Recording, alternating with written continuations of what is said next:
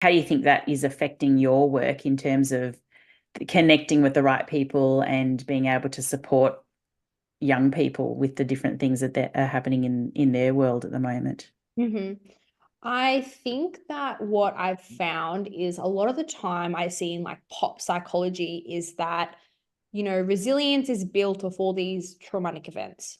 And I think the one thing that I've learned from this experience and speaking to people and connecting with people is that no, you didn't have to go through that traumatic event to learn what resilience is.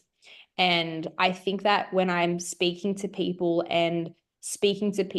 who are, connected to a specific area of research or change in regards to legislation, I think all of it is that there is some type of, unfortunately, personal experience. This is not for everyone, but I've found that a lot of the people that I meet, and I meet these people through you know, when I went to the Global Women in Leadership Summit, when I've been to, I went to a walk with Full Stop Australia for domestic violence.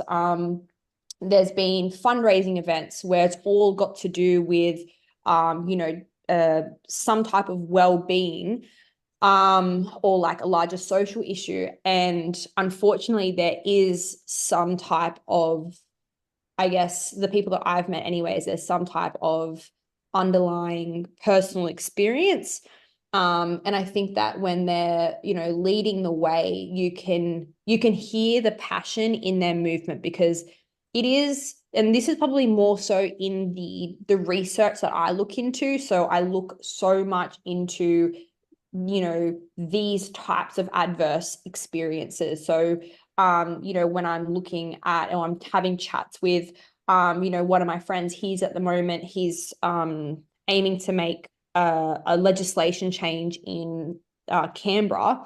We're talking about, child sexual abuse, and it is something that is it is a heavy topic. It is, and I think that when we're having these conversations, there is somehow a personal connection as to what it is. I can see it from a lens of the impact of adverse childhood experiences and these outcomes on individuals' lives later on, and their, interaction with, the criminal justice system or mental health or substance abuse, or eating disorders, anything like that. And so when he's talking about this stuff, he's looking at it from what's occurring in court hearings or what's this sentencing. And so